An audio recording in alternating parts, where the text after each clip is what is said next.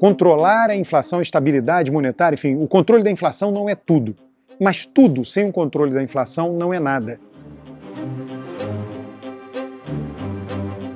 Por que Lula lidera as pesquisas de 2022? O quão importante é a taxa de inflação para a aprovação de um presidente? O cientista político Alberto Carlos Almeida apresenta seu novo livro, A Mão e a Luva, o que elege um presidente, para tentar responder a essas e outras perguntas. O título do livro é baseado no romance de Machado de Assis e faz referência à importância da opinião pública para a eleição de um candidato. Esse livro é um livro sobre eleição presidencial lançado no ano de eleição presidencial. O título dele é A Mão e a Luva, o que elege um presidente. Ele é inspirado, o título é inspirado num dos primeiros romances de Machado de Assis, cujo título é A Mão e a Luva. A Mão e a Luva dá a ideia de encaixe, uma coisa que encaixa na outra. O livro lida exatamente com isso. A luva no livro, a luva é feminino, a luva. A luva no livro também é feminino, é a opinião pública. E a mão são os candidatos. Na verdade, toda eleição são vários candidatos, são várias mãos. No romance de Machado, a Guiomar era a protagonista. Uma mulher com 3 pretendentes, uma jovem com 3 pretendentes. E ela escolheu qual pretendente dela que ela desejou ficar, se casar. É exatamente o que acontece na eleição presidencial. Uma mulher, alguém feminina, a opinião pública, escolhe entre aqueles pretendentes com quem ela quer ficar. Com quem ela quer ficar pelo período de 4 anos, ela sabe que é um período determinado. Então essa é a ideia, Você tem uma luva, que é a opinião pública, que está configurada de uma determinada maneira no ano eleitoral, e aquelas mãos que são os candidatos, vai ter uma que vai se encaixar melhor na luva. E é essa que vai vencer a eleição presidencial.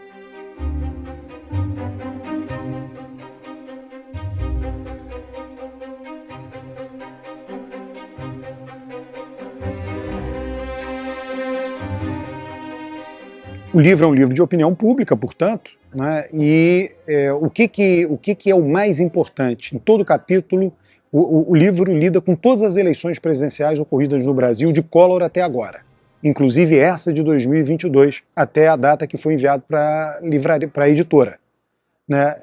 E aí, o que o livro considera? Em todo capítulo tem uma seção que aborda a situação da economia no país. Aborda consumo, inflação, desemprego e, eventualmente, dependendo do contexto, isso não aconteceu em todas as eleições. Por exemplo, em 2010 não aconteceu, mas aconteceu em 2006.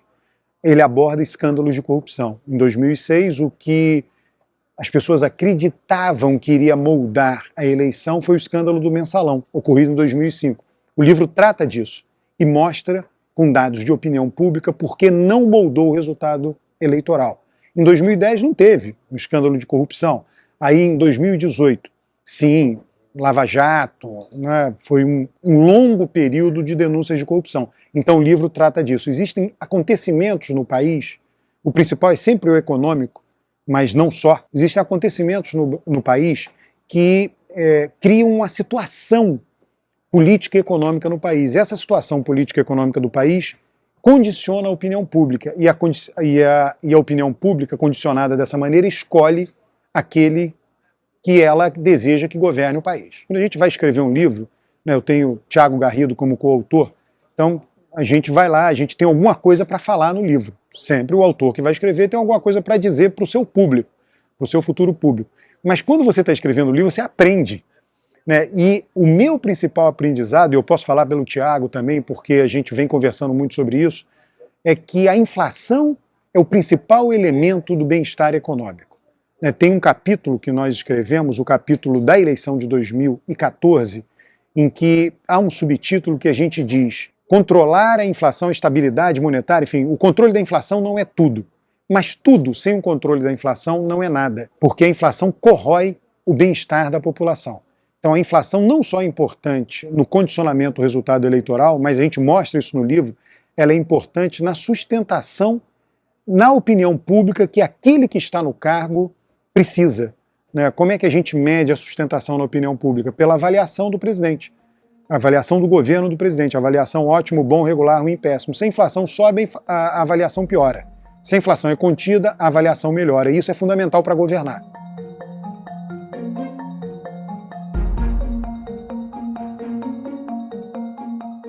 As eleições, a gente pode separar entre eleições de mudança e continuidade. Mudança e continuidade em relação a quê? Em relação ao governo corrente, o governo vigente. Então, o eleitorado predominante, é claro que o eleitorado sempre vai ter gente que quer mudança, sempre vai ter gente que quer continuidade. A questão não é essa. A questão é de que lado está a maioria. A maioria está do lado desejando mudança ou do lado que deseja continuidade. Tá? Então, é continuidade do governo, do candidato do governo, ou é que disputa a reeleição, ou é o indicado, como foi Dilma em 2010 por Lula. Com relação ao azarão, pensando nesse contexto de continuidade e mudança, aconteceu isso em 2018. Mas 2018 foi um cenário muito atípico, um cenário de completa debacle do sistema político. Então o eleitorado olhou e a gente mostra isso já era claro com mais de um ano de antecedência da eleição, que o eleitorado estava buscando um candidato que fosse o mais de fora do sistema. Bolsonaro se apresentou como esse candidato. Foi deputado por muitos anos. Sim, foi, mas ele não pertenceu, ele não foi figura de proa, não foi alguém importante em nenhum governo. Ele não ocupou ministério, ele não ocupou a mídia dizendo, olha, esse cara apoia o governo. Então as pessoas viram ele como alguém de fora do sistema, relativamente fora do sistema, quando comparado com os outros candidatos que estavam sendo ofertados para o eleitorado. Então entra nesse caso. Ali nem se aplicava a eleição é de continuidade ou de mudança. Ali, porque a continuidade e mudança se aplica ao governo. Ali o eleitorado queria mudança com relação a todo o sistema, a todo mundo que tinha ocupado o governo nos últimos 20 anos no Brasil. Sim, eventos como facada, fake news, né, eles simplesmente mostram para o eleitorado o posicionamento daquele candidato. Então a facada deu visibilidade ao Bolsonaro como sendo um candidato antissistema. Se não fosse a facada, as pessoas iam descobrir isso de outra maneira. Não importa o evento, vai acontecer. Nem que as pessoas descubram na véspera da eleição, olhando a lista de candidatos e dizendo esse aqui não é do sistema. Isso aconteceu na eleição de alguns governos estaduais. Não houve facada em Minas, não houve facada no Rio de Janeiro, mas Zema venceu em Minas, Witzel venceu no Rio de Janeiro. Por quê? Porque as pessoas queriam alguém contra toda a elite política dos respectivos estados, desses dois estados. Tá? Então, e fake news, basicamente o que a gente mostra é que é uma justificativa depois da decisão. Então, ela não leva a fake news, o contato com a fake news não leva a pessoa a mudar de voto. O voto já está decidido. E aí, quando as pessoas vão buscar justificativas, elas podem recorrer a qualquer tipo de justificativa. Mesmo que você mostre para alguém, imagine uma pessoa que justifica o seu voto baseado numa fake news. Você vai lá e prova que é fake news. A pessoa admite que de fato é fake news, mas ela não vai mudar o voto. Ela vai buscar um outro motivo, que pode ser fake ou não, simplesmente para manter a decisão já tomada.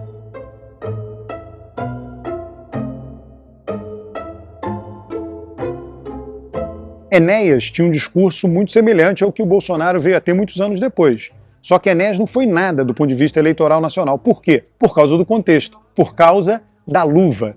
A luva, na época de Enéas, ou seja, a opinião pública, não era uma opinião pública propensa a querer algo contra o sistema. Enéas seria essa figura contra o sistema, mas ele era uma semente num terreno que não era fértil. Bolsonaro não, era uma semente num terreno fértil. Então a luva de Bolsonaro é inteiramente diferente da luva de Enéas.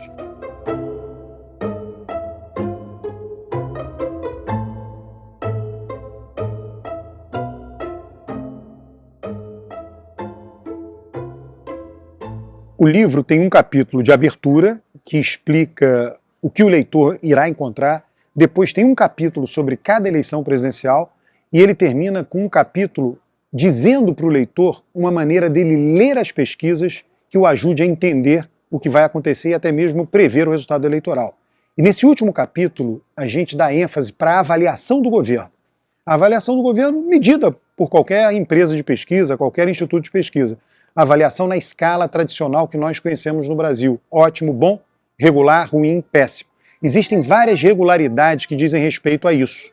Tá? Regularidades que têm a ver com o nível de ótimo e bom que permite que o governo seja o favorito. O nível de ruim e péssimo que permite que a oposição seja a favorita. Então, na eleição de 2022, o nível de ótimo e bom e ruim e péssimo favorecem muito uma candidatura de oposição. Em geral, isso acontece quando se favorece a candidatura de oposição, é o opositor mais conhecido. Por isso, Lula lidera as pesquisas de 2022. Na verdade, você tem a luva de 2022, é uma luva de desejo de mudança. De novo, sempre haverá gente que quer continuidade. Sempre, o eleitorado é dividido, a gente trata desse assunto no livro. Tá? A questão é que para ganhar uma eleição tem que ser o eleitorado majoritário. O eleitorado majoritário em 2022 quer mudança. É curioso, as pessoas dizem que em 2018 o que definiu a eleição foi a corrupção. Sim e não. Tá? Por quê?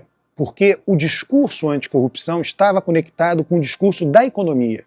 Existia uma visão no eleitorado que dizia o seguinte: para combater o problema econômico, é necessário combater a corrupção. Na verdade, o pano de fundo da corrupção de 2018 era um pano de fundo de total ruína econômica. Um país que estava em crise fiscal, cujo resultado era inflação de alimentos, desemprego crescente. Isso daí foi fundamental. Dado isso, o eleitorado olhava para aquilo e dizia o seguinte: olha, os políticos não estão cumprindo o que eles têm que cumprir, que é melhorar meu bem-estar. E além disso, estão roubando. Tá? Isso daí você pode inverter. Dizer o seguinte: quando minha vida estiver indo muito bem, eu não vou dar bola para a corrupção. Então, é sempre necessário relativizar a importância e o peso da corrupção em 2018. Por isso que o nosso livro mostra, de fato, que a economia manda. E, dizendo do ponto de vista da opinião pública, não é que a economia mande em abstrato. Na verdade, o que manda mesmo é a melhoria do bem-estar das famílias, dos indivíduos. E esse bem-estar, para as famílias e para os indivíduos, tem muito a ver com o aumento do poder de compra, acesso a coisas que eu nunca tive na vida e passei a ter. Essa coisa do consumo está muito clara na trajetória do Brasil. Lá atrás, 94, Plano Real. O que ele permitiu? As pessoas passaram a ter o que elas nunca tiveram: dentadura, comer queijo. Aí, em seguida, elas foram conquistando outras coisas. Aí, no primeiro governo Lula, passaram a ter moto. No segundo governo Lula, passaram a ter automóvel. Então, uma vez conquistado o acesso a algo, a pessoa diz: olha, isso aqui está consolidado, eu quero acesso a algo mais. E é claro que aquele que possibilita o acesso é sempre bem visto, desde que não tenha havido uma reversão no acesso.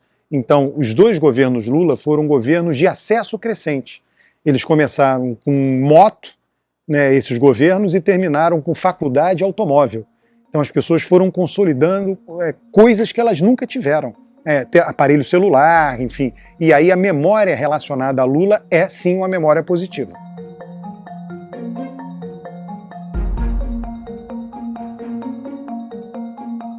O livro, nós dois, eu e Tiago, nós mostramos também outra coisa, que é importante. Isso inclusive está em outro livro meu, lançado em 2018, O Voto do Brasileiro, e a gente mostra isso com pesquisas. Tá? Candidatos de esquerda, não só no Brasil, no mundo inteiro, tendem a ter uma proporção maior de votos entre os mais pobres. E candidatos de direita tendem a ter uma proporção maior de votos entre os menos pobres. E o eleitorado que um dia foi do PSDB foi inteiramente transplantado para Bolsonaro. Então, esse eleitorado de renda mais alta tende a votar em candidatos de direita, o eleitorado de renda mais baixa em candidatos de esquerda. E os respectivos representantes atendem a seus eleitorados. Políticos de direita buscam atender mais o eleitorado de classe mais alta e políticos de esquerda buscam atender mais o eleitorado de classe mais baixa. Isso é um fato. O que acontece é que no Brasil, antes da ditadura militar, os analfabetos não votavam. Então a proporção de eleitores em relação à população era muito pequena, era em torno de 15%. Quando veio a nova república, todo mundo passou a efetivamente votar.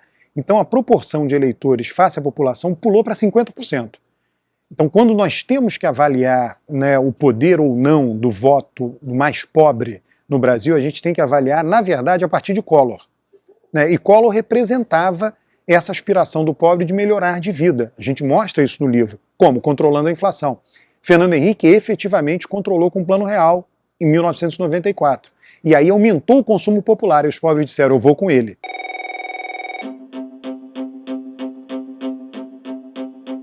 E para você, que fatores te levam a eleger um presidente? Comente com a gente pelas redes do canal.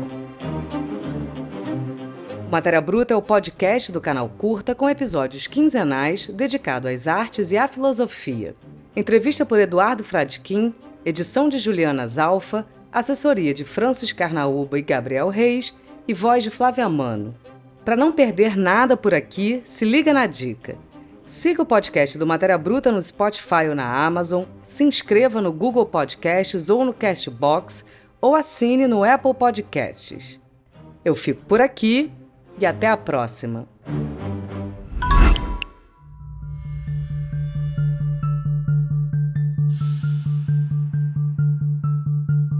Em 1940, a União Soviética ordenou a execução de 22 mil prisioneiros de guerra poloneses. A morte de 4.500 deles na floresta de Katyn foi falsamente atribuída aos nazistas. Apenas na véspera do colapso da União Soviética, Mikhail Gorbachev reconheceu a responsabilidade de Stalin na preparação do crime, que antes era considerado um feito nazista. O filme Os Carrascos de Stalin, o Massacre de Katyn, sobre este acontecimento histórico, estreia em setembro no Curta-On, o seu clube de documentários. Assista na Claro TV+, ou em curtaon.com.br.